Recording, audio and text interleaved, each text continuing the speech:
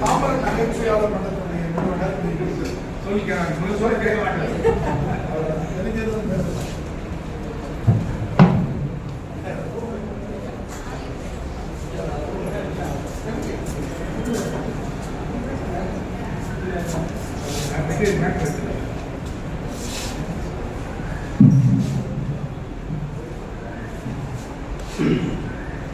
அனைவருக்கும் அன்பான வணக்கம். 2 இமயங்கள் மேடையில் உட்கார்ந்துருக்காங்க. முன்னாள் செம்மொழி துணைத்தலைவர், செம்மொழி நிறுவனத்தின் முன்னாள் துணைத்தலைவர் ஐயா டி. ஞானசுந்தரம் ஐயா, இந்நாள் துணைத்தலைவர் டி. சுந்தரமூர்த்தி ஐயா, அப்புறம் செங்கல்பட்டு திருக்குறள் பேரவை உள்ள காஞ்சிபுரம் இப்ப செங்கல்பட்டு திருக்குறள் பேரவை தலைவர் 17 வயசுல அடிகளார பார்த்திருக்காரு. இவங்கெல்லாம் எப்படின்னா, இந்த வள்ளுவர் சொல்லுவாங்க இல்லையா, கண்டு கேட்டு உண்டு உயிர்த்து உற்று அறிந்தவர்கள். அடிகளார் இவங்க எல்லாருமே கண்டு கேட்டு உண்டு உயிர்த்து உற்றறிந்தவர்கள். எனக்கு இது எந்த தகுதியுமே எனக்கு கிடையாது. ஆனா ஒரே ஒரு தகுதி, எல்லாத்தையும் கட்டி போட்டு வச்சிருக்கக்கூடிய ஒரு நூல் இடை எதுங்க, அறம், வள்ளுவர். நண்பர் நாகேஸ்வரன் 76-77 வயது இருக்கும். அவர் தான் எனக்கு புதுகை வெற்றி வேலையில ஒரு 10 ஆண்டுகளுக்கு முன்னாடியே அறிமுகப்படுத்துறார். திருப்பூரை விட்டு எங்கேயும் வெளியே போக மாட்டாரு. அங்க உலக திருக்குறள் பேரவை நடத்திட்டு இருக்காரு. அதை விட்டு வெளியே போக மாட்டாங்க. ஆனா உலகத்தில் இருக்கக்கூடிய அத்தனை பேரையும் தமிழர்களையும் அறம் சார்ந்த மனிதர்களை ஒன்றாக இணைக்கக்கூடிய வல்லமை படைத்தவர் திரு நாகேஸ்வரன். ஆண்டு விழாவில் கூட அவருக்கு ஒரு விருது கொடுத்தாங்க. மனமுடிப்போட பொற்கையோட கொடுத்தாங்க. நான் வரல அப்படின்ட்டார். வள்ளுவர் சொல்லுவாரு, வேண்டாமை என்ற விழிச்செல்வம் சொல்லி. அத்தகைய பெருமகனார் அவரை நன்றியோடு நினைக்கிறேன். ஆனா குன்றக்குடி அடிகளார் பல பேர் அவங்களோட பழகிருக்கீங்க. ஐயால 2 பேருமே அவங்களோட பழகினவங்க. அதே மாதிரி நண்பர் தமிழையும் அவர் பார்த்து கேட்டு பழகிருப்பாரு. அவர் எல்லாருமே இப்ப தகுதி இல்லாத ஆள் இந்த மேடையில் ஒருத்தருக்காங்க, அது நான் தான். ஆனா எது நம்ம இங்க உட்கார வச்சுட்டு முன்னாலே சொல்றேன், நமக்கு மேல ஒரு சக்தி இருக்கு. அடிகளார் இந்த சக்தியை நம்புறாரு. நான் அதை முழுமையா நம்புறேன். அதை உணர்த்து நம்புறேன். நமக்கு மேல நம்மை இயக்கக்கூடிய சக்தி ஒன்று இருக்கிறது. இல்லைன்னா 8 கோடி பேர் தமிழர்கள் உலகமெங்கு வாழ்ந்து கொண்டிருக்கிறார்கள். அடிகளாருடைய பிறந்த நாள் 11ஆம் தேதி ஜூலை மாதம் வந்தது. தினமணியில் ஒரு அருமையான கட்டுரை திருக்கை சேதுபதி ரொம்ப அழகாக எழுதியிருந்தார். நான் அவருக்கு கூப்பிட்டு பாராட்டுறேன். ரொம்ப சிறப்பா எழுதிருக்கீங்க அடிகளாரை பத்தி. அவருடைய முப்பரிமாணத்தை அதை காமிச்சிருக்காரு. அடிகளாருடைய தொண்டு, ஆன்மீக தொண்டு, இது குரல் சார்ந்த தொண்டு, சமுதாய தொண்டு எல்லாமே விவரிச்சிருக்காரு. எப்படி ஒண்ணும் ராவி சேதுப்பிள்ளை எப்படி அவர் எடுத்துருக்காரு, விபுலானந்த அடிகளார் எப்படி தீண்டாமையை பற்றி அவர் எப்படி அவருக்கு இன்ஸ்பிரேஷன் கிடைச்சது அப்படின்னு ஒன்னொன்னா அவர் சொல்லிருக்காரு. ரொம்ப அழகா சொல்லியிருக்காரு. அடிகளார் புரட்சி துறையில் ஐயா சொன்னார். இந்த புரட்சி என்ற பட்டம் சமுதாயம் பொறுத்தது. ஒரு நாணயத்தின் 2 பக்கங்கள் தான் பெரியாரும் குன்றக்குடி அடிகளார். இவர் இறை ஏற்பாளர், அவர் இறை மறுப்பாளர். இறை ஏற்பும் மறுப்பும் அந்த காலத்துல இருக்குது. இன்னைக்கு நேற்று கிடையாது. ஆனா அடிகளார் என்ன சொன்னாரு? கடவுளை போற்று, மனிதனை நினைனார். அவ்வளவுதான். 2 எழுத்து, 2 இந்த சொல்ல எல்லாமே அடங்கி போயிடுது. அடிகளாரை பத்தி பன்முக பரிமாணம் இவங்க எல்லாத்துக்கும் நம்ம எல்லாம் தெரிஞ்சது. 7000 பக்கங்கள் மணிவாசகர் பதிப்பகம் தொகுத்து போட்டிருக்காங்க. சென்ற நூற்றாண்டு அவர் பதிப்பு செம்மல் மையப்பட்டு பதிவு பண்றாரு. உங்களுக்கு தெரியும், இன்னைக்கு நம்மோட வாழ்ந்து இருக்கக்கூடிய மிக பெரும் குரல் அறிஞர்னா தேங்காய் ஐயா சைவம் தொட்டிருக்காரு, வைரவம் தொட்டிருக்காரு, கம்பராமாயணத்தை தொட்டிருக்காரு, திருக்குறளை தொட்டிருக்காரு. ஆனா கிட்டத்தட்ட 10 வருஷம் பாடம் கேட்டிருக்காரு சனிஞாயிறு போய். ஒரு 30 வயதுக்குள்ள பரிமேழத்தை வந்து ஆய்வு பண்ணி பரிமேழ உரைத்தரன் ஒரு நூல் எழுதிட்டாருங்க ஐயா. அப்பேற்பட்ட மகான்களோடு நம்ம உட்கார்ந்து பண்ணணும். இப்ப அப்பேற்பட்டவங்கள இருக்காங்க. இப்ப வந்து நம்ம அடிகளார் ஏன் உயர்ந்து நிற்கிறார் அப்படின்னா, ஒரு பெரிய நிறுவனத்தை வந்து ஏற்படுத்தினார் உலக திருக்குறள் பேரவை.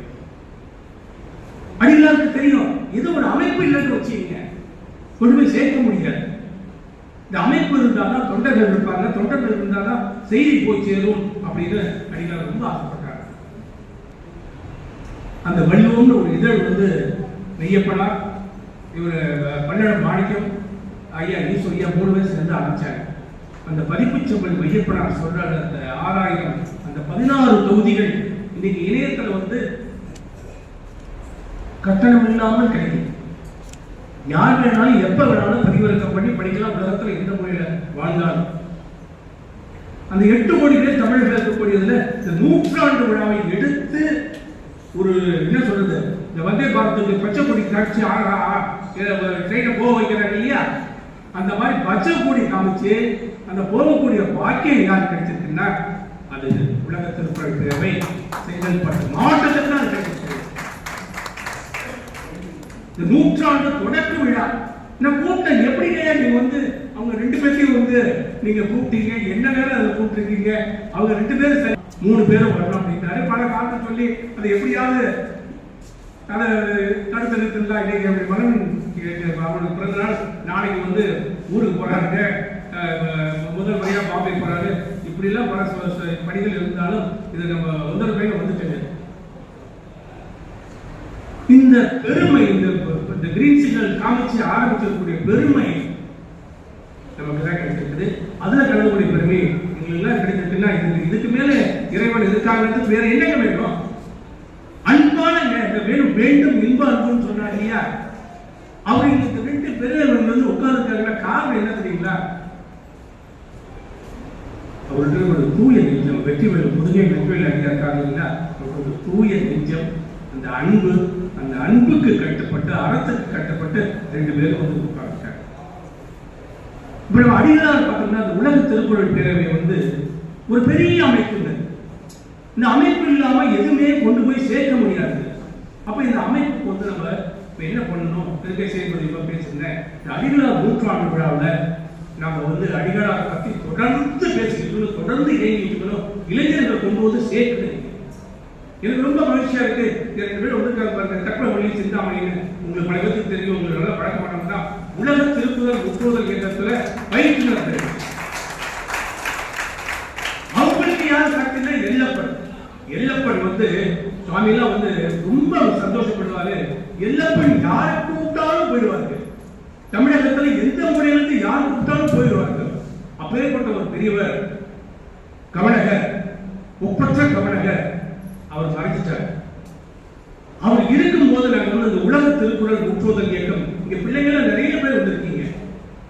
வள்ளுவம் படிச்சா என்ன கிடைக்கும், வள்ளுவம் படிச்சா என்ன கிடைக்கும் அப்படின்னு சொல்லிட்டு நீங்க பாத்தீங்கன்னா குன்றக்குடி அடிகளார் இருக்காங்க இல்லையா, அவர் தொடாத துறை ஏதாவது இருந்தா ஆன்மீகம், அரசியல், சமுதாயம், இலக்கியம், இலக்கணம், கவிதை, உரைநடை, என்ன துறை அவர் தொடல. இது எல்லாத்துக்கும் மூல காரணம் சின்ன வயசுலயே திருக்குறள் வந்து படித்தார். சின்ன வயசுல பால் ஊட்டி இருந்தார். அப்போ வந்து படித்தது ஞாபகம் இருக்கு. அப்ப அந்த குறள் ஒன்ன பிடிச்சின்னு வச்சீங்க, அது கொண்டு போய் உயரத்துல நிற்க வைக்கும். நாங்க உட்கார்ந்ததுக்கு காரணம் வந்து திருக்குறள் வந்து கொண்டு உட்கார வச்சிருக்கீங்க. அப்ப இந்த இளைய சமுதாயத்துக்கு நான் சொல்றது என்னன்னா, இந்த திருக்குறள் வந்து வயசாகி போய் வேற வேலை இல்லாம உட்கார்ந்து ஒரு பக்கமா ஆய்வு பண்ணிட்டு அவங்களுக்கு மட்டும் கிடையாதுங்க. அது ஆய்வு இன்பம், அது ஒரு தனி இன்பம். அது ஆனா இது என்னன்னா ஒரு சாட்சியில செயல்னு சொல்லுவார் வசுப மாணிக்கிறார். இது எப்படி செயல்படுத்த வேண்டும்ங்கிறத நம்ம அடிகளாருடைய எழுத்தறி படிக்கிறது.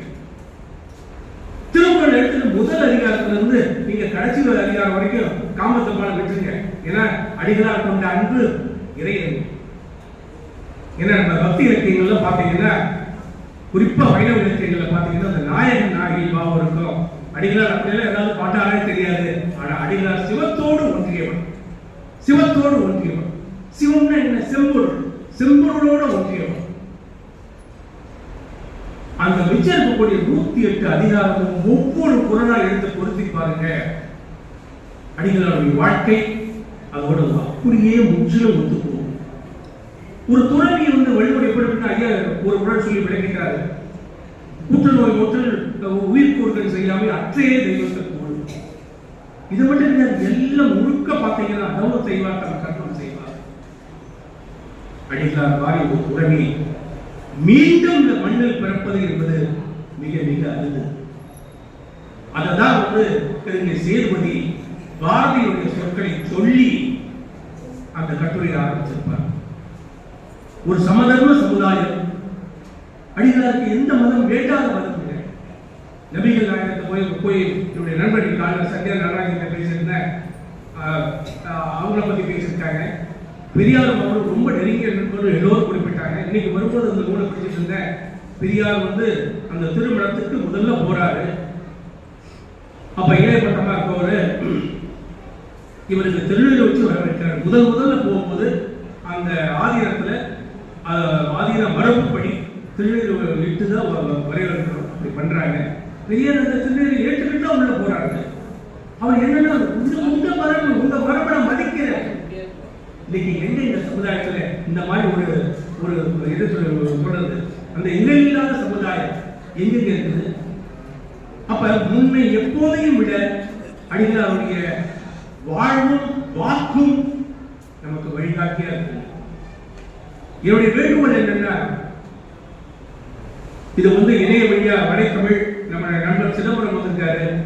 2 பேருமே இணைய வழியா யூடியூப்ல போட்டுருக்காங்க. என்னுடைய ஆசை என்னன்னா, இந்த 7000 பக்கங்கள் எழுதியிருக்காங்க இல்லையா, இந்த 7000 பக்கங்களை அவங்க எடுத்து படிச்சு அந்த இளைஞர்கள் கொண்டு போய் சேர்க்கிறது தான் நம்முடைய பெருங்கடமையா இந்த நூற்றாண்டில் நாம் எல்லோரும் உறுதியேற்றுக் வள்ளுவர் குரல் குடும்பம், கற்கை கசடர, வலைத்தமிழ், இந்த 3 அமைப்பு சேர்ந்து தமிழ்தொரும் நூல்லைன்னு வாரந்தோறும் ஒரு நிகழ்ச்சி நடத்திட்டு இருக்கோம். வாரந்தோறும் நடத்திட்டு இருக்கோம். வெள்ளிக்கிழமை மாலை அந்த ஐயா தான் ஈஸ்வரியா தான் தொடங்கி வச்சார். அது மூவாவுடைய இந்த காமத்து பார்த்தாங்க தமிழ் காதல் அந்த நூல் குரல்காட்டும் காதல் இல்ல, குரல்காட்டும் காதலர் ஐயா பேசணும்னு சொல்லிட்டார். தமிழ்தொரும் நூலையும் ப்ரோக்ராம்ல இதை பத்தி பேசிட்டு இருக்கோம். இப்ப ஈஆபி நூல் பத்தி பேசிட்டு இருக்கோம். கண்டிப்பா கிட்டத்தட்ட ஒரு 3 மாதங்களாவது இளைஞர்களை கொண்டு, இப்ப டிஆபி 7 இளைஞர்கள் வந்திருக்காங்க. நேற்று தான் முதல் இளைஞர் வள்ளுவரும் குறளும் 1950 அனுப்பர் பாளையத்துல திருவள்ளுவர் படிப்பகத்துல போய் டிஆபி பேசின உரையை நேற்று ஒரு மாணவர் பேசினார். அதே போல அடிகளாருடைய நூல்ல இருந்த பல பகுதிகளை எடுத்து இளைஞர்களை கொண்டு வந்து, பள்ளி மாணவர்களை கொண்டு வந்து அடிகளாருடைய கருத்துக்களை பேச வைக்கலாம் ஒரு எண்ணம். கிட்டத்தட்ட ஒரு 3 மாதமாகும். ஏன்னா முதல்ல 4 வால்யூம் கிட்டத்தட்ட ஒரு 2000 பக்கங்கள், 2000 பக்கங்கள் திருக்குறளை பற்றி மட்டுமே சுவாமி எழுதியிருக்கார். இந்த சுவாமி எழுதுறது என்னன்னா, திருக்குறள் சில பேர் மதவரை எழுதியிருப்பாங்க, மொழிப்படி எழுதியிருப்பாங்க. எல்லாம் நான் கூட பாமரத்து பரிமையர்களுக்கு ஒன்று எழுதி வச்சிருக்காங்க. பரிமையர்களோட பணியை உரிச்சி கொண்டு எளிமைப்படுத்தி கொடுத்துருக்கேன். ஆனா அடிகளார் எழுதிக்கிறது என்னன்னா, குறளை பற்றி வாழ்க்கையை எழுதியிருக்காரு. இந்த மண்ணும் மனிதர்கள் சொல்லிட்டு அவருடைய வரலாறு எழுதும் போது சந்தித்த மனிதர்கள், அது நடந்து விடுவதும், பெரியார் நிகழ்ச்சியில் குறிப்பிட்டிருக்காங்க. 2 பேரும் சேர்ந்து கமலஹாசன் ஒரு படத்துல ஒரு கடவுள் இல்லைன்னா சொல்றாங்க, இதுதான் நல்லது அப்படின்னு சொல்ற மாதிரிதான் அடிகளாருக்கும் அவருக்கும் ஒரு உரையாடல் நடக்குது. நல்ல மனுஷனை எல்லாத்துக்கும் சமநிலையில் இருக்கணும், சுயமரியாதை இருக்கணும், அதுக்குதான் பாடுபடுறோம் அப்படின்னு சொல்லிட்டு பெரியார் சொல்றாரு. நாங்கள் அதுதான் பாடுபடுறோம், சமத்துவம் இருக்கணும் அப்படின்னு சொல்லிட்டு ஐயாவும் சொல்றாரு. ஆனா காலங்காலமா எல்லாம் முயற்சி பண்ணாங்க, ஒண்ணு நடக்கலையே அப்படின்னு பெரியார் கேட்கிறாரு. நாங்க அந்த சம்பிரதாயம் விடாதே அப்படிங்கிறாரு. சம்பிரதாயம் காலத்துக்கு தகுந்த பாதிக்கலாங்க, அது ஒன்றும் பிரச்சனை இல்லைங்கிறது. அது மாற வேண்டிய விஷயத்தை பாக்கியாங்க, நாங்களும் முயற்சி பண்றேங்க அப்படிங்கிறாங்க. சரி 2 பேரும் முயற்சி பண்ணீங்களா, பண்ணுங்க, நாம சேர்ந்து செய்வோம் அப்படின்னு சொல்றாங்க. அப்படி அந்த உரையாடல் மீது அடிகளார் வந்து பதிவு பண்றாங்க.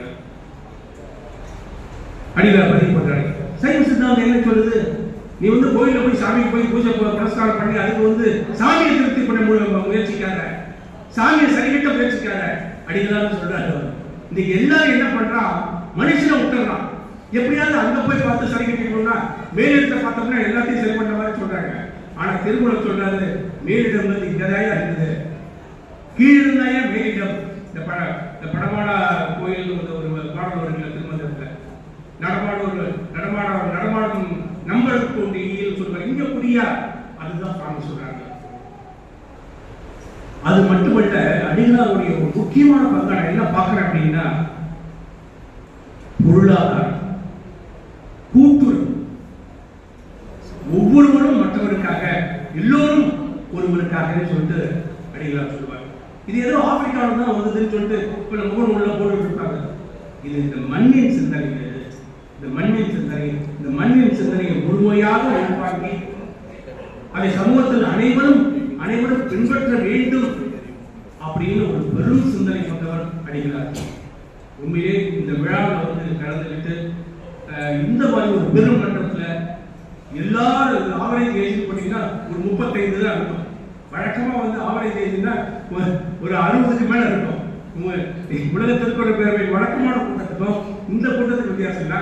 இதுல ஆவரேஜ் ஏஜ் பாத்தீங்கன்னா இன்னைக்கு இருக்கவங்களுக்கு ஒரு 40 வயசு, 35-40 வயசு மாணவர்கள் பெருந்தரலாக இருக்கீங்க. உங்களை எல்லோருக்கும் வாழ்த்துக்கள், அன்புகள்.